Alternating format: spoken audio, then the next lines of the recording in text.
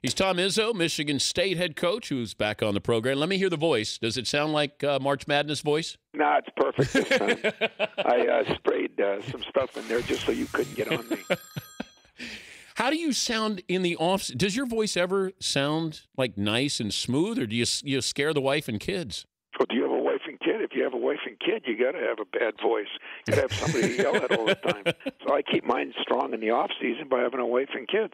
How good was the Big Ten this year? You know, Dan, I really do. I've been in it 30 years from a GA on up, and of course, everybody's prejudiced to their conference, but I'm not stupid either. I mean, I think there's been other years, the ACC, the Big East. I think it's been by far the strongest, and I mean that because of the quality of teams at the top, but the teams at the bottom. I mean, if anybody wants to go to a Purdue or, this year, if you look at 7, 8, 9, 10, Minnesota, those kind of teams are really good. And they finished that low in our league. And I think the coaches in our league right now are the best they've been in a while, maybe since I got into the league. I'm looking at college basketball, and I've been on a rant with this, my crusade, that we don't know these kids in college basketball the way we once did. Yeah. The most popular college basketball player is a woman right now. Second most popular could be Skylar Diggins at Notre Dame. How do we remedy this so everybody will benefit from it? And I'm missing something, apparently, because I can't get the NBA or the NCAA to be on the same page with all this. Come out of high school, you can go to the pros if you want. If you go to college, you must play for 2 years. Then everybody benefits here, don't they? What am I missing? Well, you know what? I'm scary that I'm thinking I'm going to agree with a flyer, but I think you're right on the money. It could have been the baseball 3-year rule, take a pick, but I do agree with that, where LeBron still gets to come out.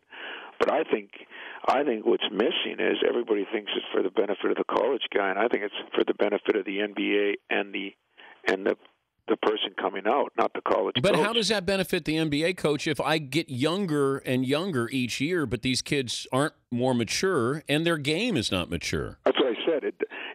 It doesn't benefit the NBA, and it doesn't benefit the kids, because how many of them are coming out and not making it? That's the problem. It's benefiting a few choice ones. Most of them are either not making it or they're too young, and they end up not getting a second contract, or they end up blowing all their money because, you and I at 18, I hate to see what you would have done with $1 million at 18. And, I think those are problems. But they're all looking at it like, the college guys coaches are proponents of it because we're trying to keep guys in school, and that's not the case at all. Yeah, I'm missing something there, because I would think that we would all be beneficial with this. And the only party is the NBA, though. We have no say in it. None.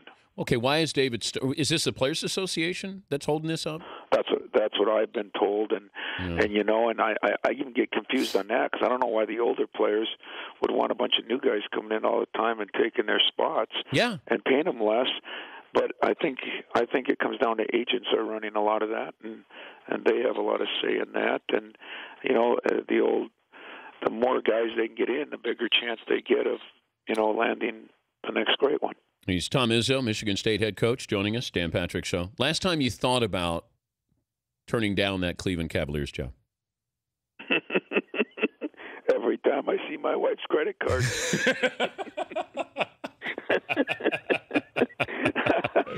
Other than that, I don't. But when I see that, I say, "Oh, geez, that would have been nice." But no, I'm kidding. You know what? I have no regrets on anything. I got a great job here and that. But have you heard from other NBA teams since then? Since that one, yeah. Yeah, I think I'm just one of the 3 or 4 college guys. I think everybody's, when a job comes open, you got to have a couple college guys, a couple assistants, a couple of pro guys. I've been fortunate enough to be one of the college guys. I'm not sure there's always been serious interest, but at the same time, I think. Hey, I think the NBA is great too. We all got our problems. Don't kid yourself. High school's got their problems. They got parents. they got helicopter parents. So everybody's got their problems. You could not have survived the NBA.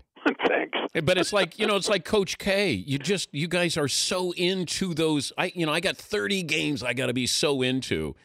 There's only so much of you to go around where, you get so invested. You'd almost have to say, I got to pace myself to be a head coach in the NBA. When Coach K flirted with the Lakers, I'm going, that's not for him. Yeah.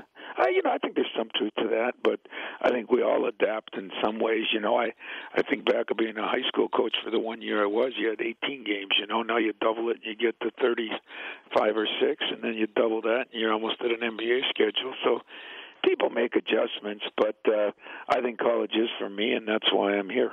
The one thing I liked about you have success in the tournament, and I don't know if there's a philosophy that you take in or you want to share, but it seems like you take 2 games at a time, certainly to start out. So you start out with Valparaiso on Thursday. How much do you prepare for then that next game on Saturday? Well, I was saying earlier, Dan, that I when I started here, getting in the tournament was a reason to have a parade, and then winning the game was. And I actually learned from Mike Krzyzewski, because when we got beat in '99, I think, by them, I talked to him some and listened to him talk, and he goes in with the win the weekend philosophy. I think when your program gets to a certain point, you got to win the weekend. So winning one game does not make it successful anymore here at Michigan State. And we prepare. You can't play the second one until you win the first one, but we do prepare for the weekend, especially the staff. And once in a while, I bring it onto the practice floor if the second team we play or think we're going to play could be a pressing team or something abnormal. You only have 1 day prep. So, yeah, I go with the win the weekend theory, and I think he coined it, and I give him credit for it. And why not copy from one of the best that's done it? Best team you faced this year was who? Wow. We played Kansas and Indiana and Miami. How good is that McLemore kid? Oh, he's really good, and thank God he wasn't that good when we played. he's really good now. He was young and his first couple games, but I've watched him since, and I think he is. I can see why people say he could be the top pick. And you also lost to Miami back in November, where we weren't all in on Miami. Did you know then just how good Miami was?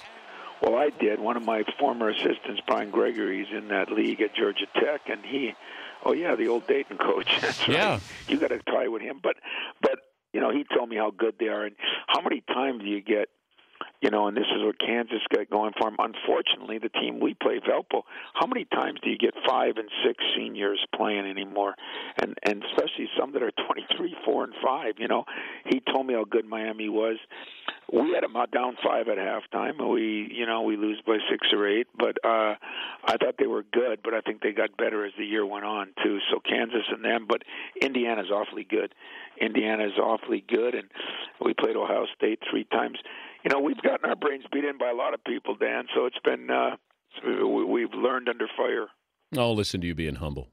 I'm being check the schedule. I'm being truthful. We will win the national title if. Ooh, we will win the national title if we do what we do. We got to defend and rebound and not turn the ball over. I think it's the same in any sport. We can't turn the ball over, and we've had times when that's been a problem. We've had times when we've been great at it. All right, well, don't screw up my bracket, okay? What, do you have us losing in the second game, or you got us going past the first weekend? I have you losing to Valpo. That's well, at least that'll be motivation. I'll tell my team. But, hey, it's great to be on, Dan. You're great. I appreciate you. Thank you, Coach. See you, buddy. All right, Tom Izzo, Michigan State head coach. I haven't filled out my bracket yet.